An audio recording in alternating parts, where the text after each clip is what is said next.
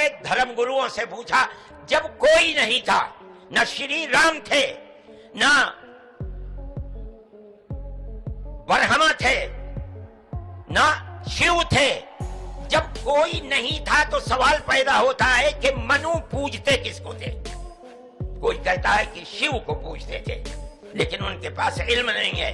बहुत कम लोग ये बताते हैं कि मनु कुछ नहीं था दुनिया में, वो ओम को पूजते थे। मैंने कहा ओम कौन है?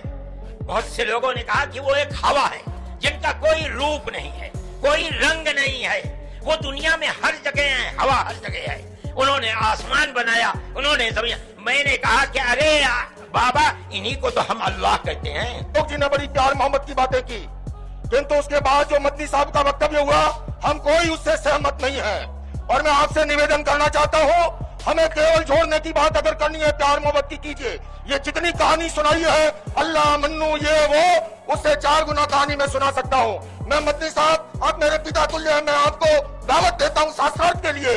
आप दिल्ली आइए, आप मुझे सहारनपुर बुला लेंगे, मैं सहारनपुर आऊंगा। और आपको निवेदन करता हूँ, जैन धर्म के 24वें तीर्थंकर भगवान महावीर हुए, और उससे पहले भगवान पार्श्व 23वें थे, और इष्टनेमी जो है योगीराज कृष्ण के चचेरे भाई थे। किंतु याद रखिए, उससे पहले तीर्थंकर भगवान ऋषभ थे, जिनके पुत्र भरत और बाहुबली के आधार पर इस भारत देश का नाम पड़ा है। आप ऐसे नहीं मिटा सकते। आपने जो बात कही, जमीयत उलेमा हिंद की ओर से दिल्ली में बुलाए गए अधिवेशन के आखिरी दिन मौलाना अरशद मदनी के बयान से बवाल मच गया है। अधिवेशन के दौरान लोगों को संबोधित करते हुए मौलाना अरशद मदनी ने हिंदू धर्म पर हमला बोलते हुए कहा कि तुम्हारा पूर्वज यानी आदम था। वो यहीं पर नहीं रुके, उन्होंने आरएसएस प्रमुख मोहन भागवत पर भी निशाना साधा। साथ ही हिंदुओं से कहा कि तुम्हें अपने धर्म के बारे में सही ज्ञान नहीं है। जमीयत उलेमा हिंद के प्रमुख मौलाना अरशद मदनी ने कहा कि मैंने धर्मगुरु से पूछा, जब कोई नहीं था, न श्री राम, न ब्रह्मा, न मनु, तो किससे पूछते थे? कुछ लोग बताते हैं कि वे ओम को पूछते थे।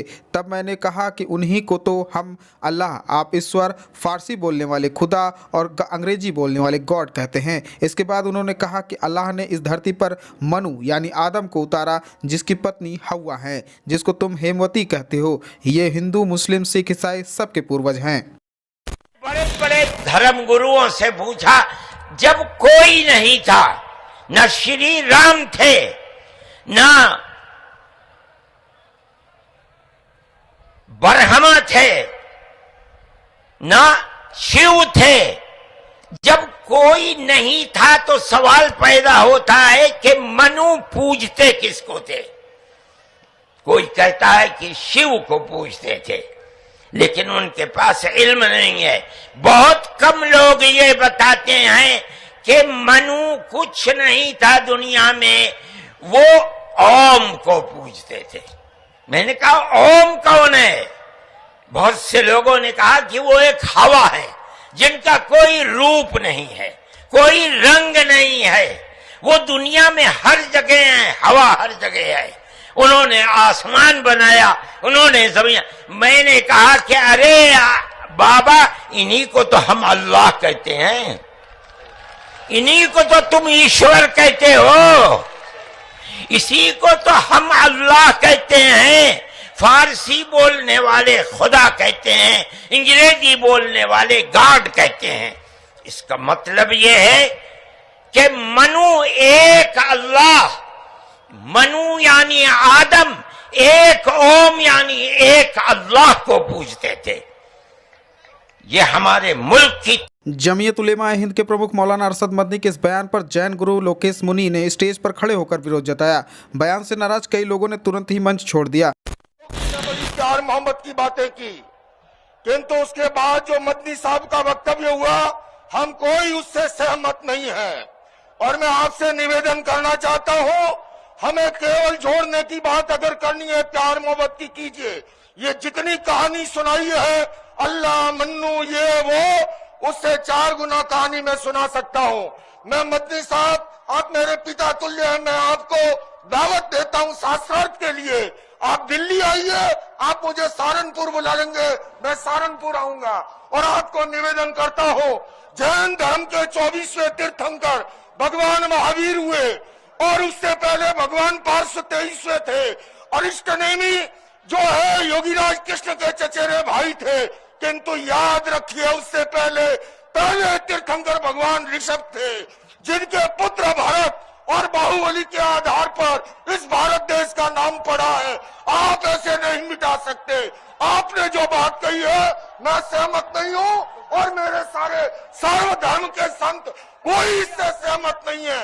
हम केवल सहमत हैं आपस में मिलजुल के रहे, प्यार से रहे, मोहब्बत से रहे, और इसके सिवा ये जो कहानी ओ मन्नू अल्लाह उसकी औलाद, ये फालतू की बातें हैं। सारा पलीता लगा दिया एकता के सद्भावना के सम्मेलन को। वहीं हनुमानगढ़ी के महंत राजूदास कहते हैं कि तलवार की नोक पर सलवार पहनने वाले लोग हैं। इस्लाम में एक कौम, एक मजहब, एक संप्रदाय की बात होती है और हमको काफिर कहा गया। यही नहीं, अगर इस्लाम शांति का प्रतीक होता, अगर इस्लाम और ओम का अर्थ एक होता तो इस्लाम को मानने वाले ओम को मानने वाले का सिर कलम क्यों करते। इसलिए मौलाना मदनी का भाषा ठीक नहीं है। वह रोजी रोटी चलाने के लिए इस तरह की अनर्गल बात कर रहे हैं। मौलाना मदनी को भी घर वापसी करनी पड़ेगी। जमीयत उलेमा हिंद के अध्यक्ष असद मौलाना मदनी एक धर्म सम्मेलन कराया था दिल्ली में, और दिल्ली में जो उनकी भाषा थी कि पहले आदम आए, सनातन के भी मानने वाले आदम से ही उत्पत्ति हुई है। मैं मौलाना मदनी से सवाल पूछता हूं, ओम और अल्लाह एक है, ठीक है, सारे ईश्वर एक हैं, अनेक व्यवस्था बनी है, हम उस अनेक व्यवस्था को स्वीकार करते हैं, लेकिन इस्लाम की जो कट्टरता है, मौलाना मदनी के पूर्वज बुजदिल थे और तलवार के नोक पर सलवार पहनने वाले लोग हैं। इस्लाम में सिर्फ एक कौम, एक मजहब, एक संप्रदाय की बात होती है और हमको काफिर कहा गया है इस्लाम में। आप देखो, इस्लाम के मानने वाले की जहां संख्या बढ़ती है, वहां पर किसी कौम, किसी मजहब, किसी संप्रदाय के व्यक्ति सुरक्षित नहीं रह सकता है। प्रत्यक्ष उदाहरण अफगानिस्तान है, पाकिस्तान है, बांग्लादेश है। अदर तो तमाम मुस्लिम कंट्री तो है ही हैं, लेकिन जो भारत से अभी वर्तमान में 100 वर्ष पहले कटे हैं, उसकी स्थिति परिस्थिति क्या है। अगर इस्लाम शांति का प्रतीक होता, इस्लाम है। प्रत्यक्ष उदाहरण अफगानिस्तान है, पाकिस्तान है, बांग्लादेश है।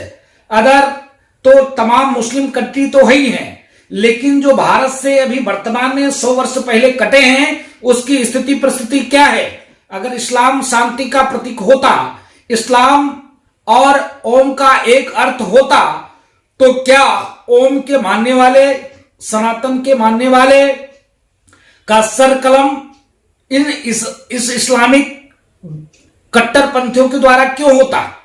इसके नाते मौलाना मदनी का भाषा ठीक नहीं है और सनातन परंपरा आज से नहीं, अनाज से चली आ रही है, लेकिन मौलाना मदनी अपनी रोजी रोटी चलाने के लिए अनर्गल वार्तालाप करते हैं और यह वार्तालाप इनको बंद करना पड़ेगा। सनातन आज नहीं, अनाज की है और यह संस्कृति अखंड था, अखंड है और अखंड रहेगा। मौलाना मदनी को भी पुनः घर वापसी करनी पड़ेगी, सनातन में आना पड़ेगा, क्योंकि सनातन वसुदेव कुटुंबकम सर्वे भवन्तु सुखिनः सर्वे सन्तु निरामय के साथ कार्य करती है, काम करती है। सनातन तलवार के नोक पर नहीं चलता, सनातन आस्था के नोक पर चलती है और मौलाना मदनी का धर्म तलवार के नोक पे चलता है, जिसका प्रत्यक्ष उदाहरण पूरा विश्व है। विश्व में जिस प्रकार से आतंक व्याप्त है, वो इस्लाम के कट्टरपंथी के द्वारा व्याप्त है, यह प्रत्यक्ष उदाहरण है।